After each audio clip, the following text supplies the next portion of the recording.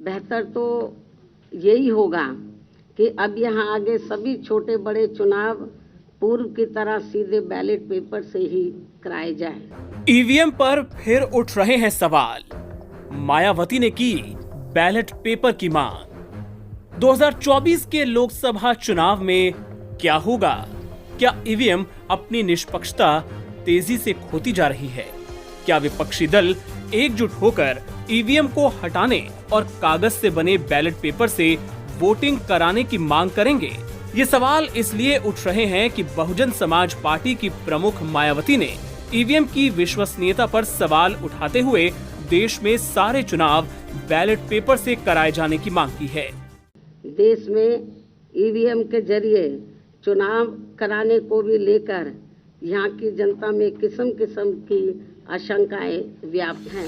अब यहाँ आगे सभी छोटे बड़े चुनाव पूर्व की तरह सीधे बैलेट पेपर से ही कराए जाए। खराब अनुभवों को ध्यान में रखकर अब हमारी पार्टी ने आगे विधानसभा व लोकसभा का आम चुनाव भी अकेले ही लड़ने का फैसला लिया है। देश में ईवीएम के जरिए चुनाव कराने को भी लेकर यहाँ की जनता में किस्म किस्म की आशंकाएं व्याप्त हैं, जिन्हें दूर व खत्म करने के लिए बेहतर तो यही होगा कि अब यहाँ आगे सभी छोटे बड़े चुनाव पूर्व की तरह सीधे बैलेट पेपर से ही कराए जाए।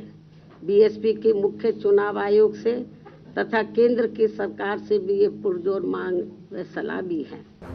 याद दिला दें कि इसके पहले समाजवादी पार्टी के नेता अखिलेश यादव ने भी ईवीएम पर सवाल उठाया था।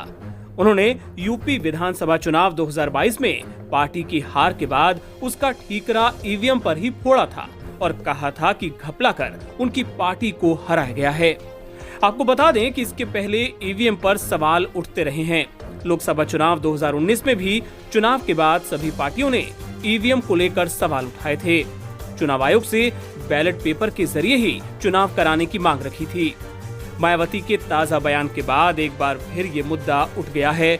एक बार फिर ईवीएम की विश्वसनीयता संदेह के घेरे में आ गई है। एक बार फिर बैलेट पेपर से चुनाव कराए जाने की मांग किए जाने की संभावना जोर पकड़ने लगी है। लेकिन सवाल ये कि क्या चुनाव आयोग इसके लिए